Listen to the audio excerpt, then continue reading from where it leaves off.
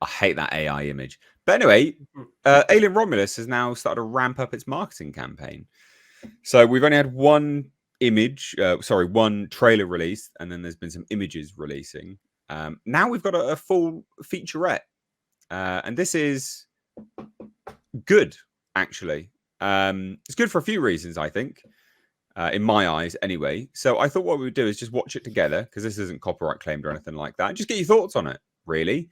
There's a lot to unpack with it. I've done a video on it already, but I just thought I'd get some of your guys' thoughts, just because I think it could be quite interesting. You'll have to let me know if you can hear this, because there should be audio, but let me know if there is or there is not.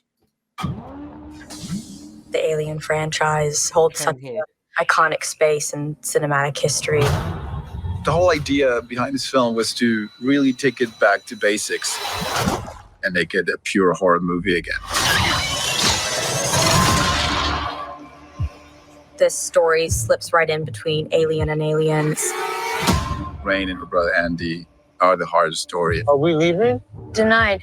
Again. I don't want to end up like our parents. Do you? The ship's our way out there. Welcome to the Romulus space station. There's a lot of secrets and things they don't know inside that ship that will cost them dearly. Oh my God. Just like Ridley did with Alien 1, I think they made a point in not green screening it. As a fan of the franchise, I knew it needed to be gritty and grounded. So we built every creature for real. This film brings all of the things that we love from this franchise, so you know it's going to be properly scary. If you don't stay quiet, we will die.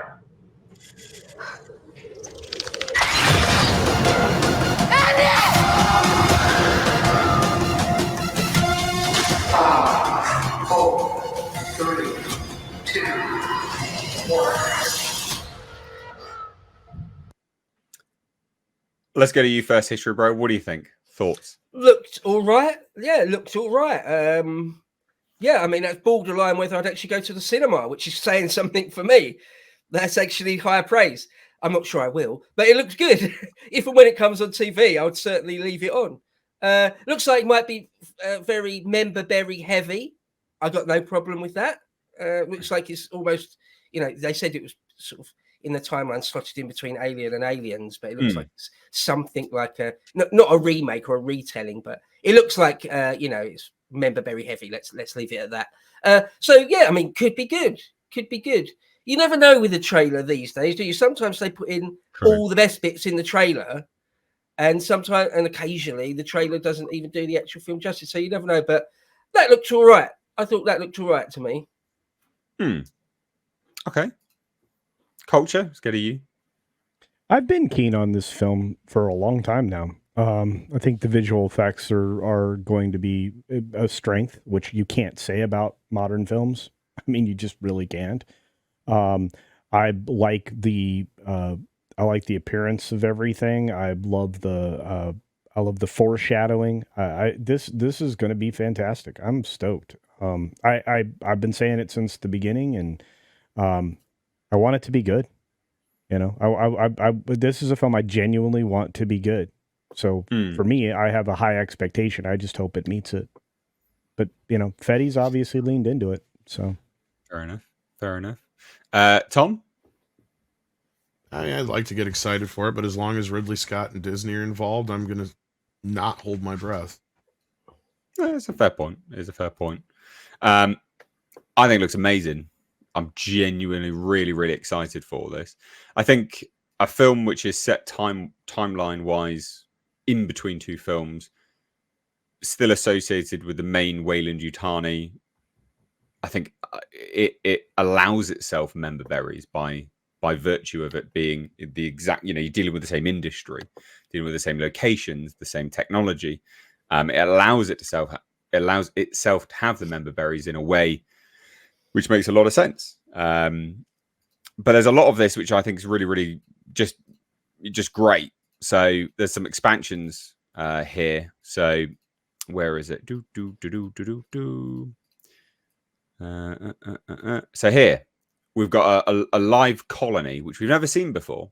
So it's not just member berries. This is an expansion to what James Cameron had initially thrown out there. This is a Weyland-Yutani colony. This is them, colonizing the planet with the atmosphere processor, because we've seen that in the first trailer. And yeah, I think this is great. Like, to see a live colony. We never really saw a colony active. We saw Hadley's Hope a little bit active in one of the deleted scenes. So it's great to see like an actual live colony expanded. And they have another little bit of it here. Spaceport. You can see all the ships going off and stuff like that. And even this here, Office of Colony Affairs. It's nice. Nice to see the expansion, but not in like a weird way. It looks like they're paying homage. And there's actually a lot from the games here. So I don't think you guys would be familiar with this. Back when I used to play video games, AVP 2, great video game. They had live colonies. And a lot of this looks like that. You know, like that's one of the only games which had a live colony on. Looks brilliant. Looks absolutely brilliant. And then this shot in particular I really liked. Just because it's dirty and gross and lived in. You know, it's none of this Prometheus clean technology wank. You know, don't touch the button man. Like just weird little bits and pieces that people would do on a ship that's lived in and actually there. It's cool. It's that attention to detail that I think matters. Again, completely, active colony. You can see the Weyland-Yutani logos there. I mean, I'm proper geeking out on this. I know that this is my jam, so I love this stuff. It's just nice to see, these weird little things dipping around. I think that might even be this sort of thing here. If that's a window at the front, that might even be reminiscent to what Newt's mother and father went out in to the derelict. I'd have to double check that, to be fair. It looks similar-ish at the very least. And you can see the Weyland-Yutani logo on the ship as it comes up, just there. Nice, it's cool to see. And then this space station, it says, "Welcome to the Romulus space station." It might be that. We did hear that it was the Renaissance space station, but the dialogue itself does sound like it's been chopped together. And I'm not quite sure if that is... It might be the Romulus space station, and they're going in the Remus module, because straight away there's a shot as they open up a door, which we'll get to here. Remus airlock. Romulus and Remus. History bro now about Rome and the symbolism of Romulus and Remus.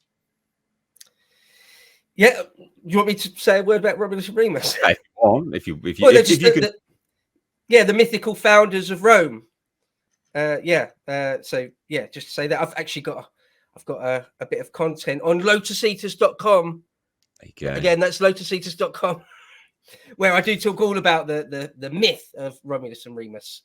But I'll let you continue, Nate. This shot was quite interesting. Legacy Xeno right there. I wonder what that could be revealing. Maybe it's Legacy FX or Legacy Xeno being the original alien from maybe the first film. Who knows? Maybe. Could be. But again, fully practical suit right there in the background. That's amazing to see. It's not heavily detailed. This looks like one which they could be using for something in particular. They'll have a lot of costumes like this, but we haven't had a full costume xenomorph in God knows how long. Like, when this is actually the image which I leaked, by the way, guys. Loads of people leaked this not too long ago, about I don't know, like 3 days ago, something like that, and it was from this. So just to say that, but it looks brilliant. I mean, look, a huge sets that they built for this. This was supposed to be a streaming film. They went to town. You've got then. I've got to give them props, because you've got streaming films. This was supposed to be a streaming film at first. Looks incredible, the set pieces that they built, and then you've got an Avengers film which costs like $400 million, and it's just on a fucking soundstage. Excuse the language. Awful. This is a real tangible sets that they built. It looks great. I'm very, very excited. Very, very excited. And then I think a lot of people have been saying for quite a while that it would be nice to go back to having some real life giant sets some people in costumes, or even sort of Jim Henson sort of animatronic, but at least real things, real monsters and stuff, rather than just pure CGI things. And I go one step further than this. When I say this to people, some people look at me like I'm completely mad and it's just a stupid thing to say, and others love it. I like the idea that they would go back and film stuff on an old, what would it be, 35mm film camera or something. You then might have the old film cameras, actual film. Now they might have to still sort of after the fact digitize it so that cinemas can actually project it. But the thing essentially looks like an old bit of film. You know, I like that. I like that it's sort of grainy. You know how people like vinyl because it's not perfect. Because you get the little those little crunchy sounds or whatever you'd call it. Is this actually being shot on film though? Is it? No. Okay, that's where I was like, what are you talking about? No, you haven't listened. Bo's just saying what he would like. Yeah, what he would like them to do. See that, you know, with like sort of the cigarette mark stuff and, you know, all the imperfections on an actual bit of old film. I would like to see that again. I would have no problem with that. But anyway, that's just an idea. I love that they've built some massive sets. I was talking to Outcast Creatives about some of the old films where they had some like Cleopatra and stuff, where they built giant set, unbelievably giant sets, and you can sort of tell almost, and it's great. I like to see it. Well, it's actually them interacting with stuff, isn't it? And that's, you know, it matters. Like it's tangible. Tangible set pieces are important, I think. You can kind of tell when, especially you have lately, anyways, that when people are just on a massive sound stage, it's just not there. It just looks awful. I think this looks great. I'm genuinely excited for this. You can see all of there's like a horde of face huggers here. Look at this. 1, 2, 3, 4, 5, 6, all through here. I think it's the most face huggers we've seen on screen at any one time, jumping all over the place. You would absolutely shit your pants. Look at them everywhere. It's nice to be excited for stuff. Obviously, not everyone's going to be excited for this. I get that. I personally am. This is my jam. Love it. I think it's absolutely brilliant. Super, super keen. You're muted, Culture. No, I know. I didn't think you wanted to hear me just, gushing over this or, No, do it. Hey, look, this isn't just a bitching podcast. It's good if we get excited about stuff as well. It's just I mean, everything about this and how they shot it and everything that Bo was saying. I mean, I'm like in the back going, yes, go back to film. Yes, give me something that's. I mean, Tom, I know was on board with that. Yeah, I was like, wait, what? They're shooting some of this on film? Or they're shooting on film? No. It's like, well, that'd be great. It's a win. But no, because the latest thing they've been doing is they'll actually shoot a movie on digital, transfer it out to film, transfer it to another film and scan it on fucking back into the computer just to make it look like it was shot on film. It's like, why didn't you just shoot it on film in the first place? Yeah. Anyway, that was why I was asking. Yeah. No, and the other thing is, I like the idea of because Bo was hitting home runs the whole time. I want set pieces. I want sound stages. I want you to be there. Has to be things built. I don't want the volume. You can tell it looks flat and lifeless. I want set dressers that actually do proper set dressing to get work and do great things. I mean, for what it's worth, some of Gladiator, I think, was done with some huge set pieces. But as you know, Mr. H and Tom and I already said, and unfortunately you missed the episode, Bo, we talked about the fact that it's too clean. It's too clean. It doesn't. There's no. This looks lived in. Those are freezer pallets that are making up the walls right there, similar to a lot of the other things.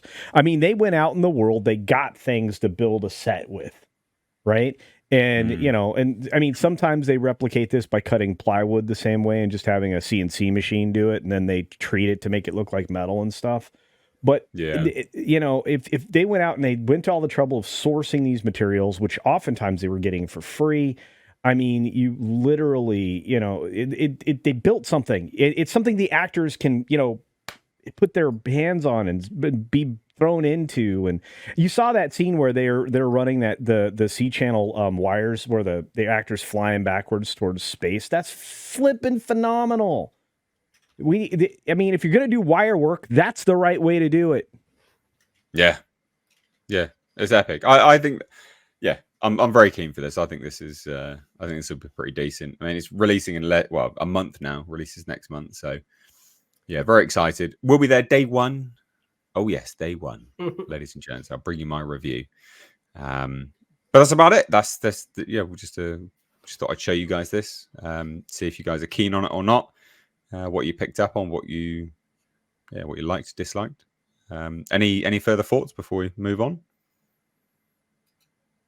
No, cool, excellent, nice, good. Glad you guys could hear it as well.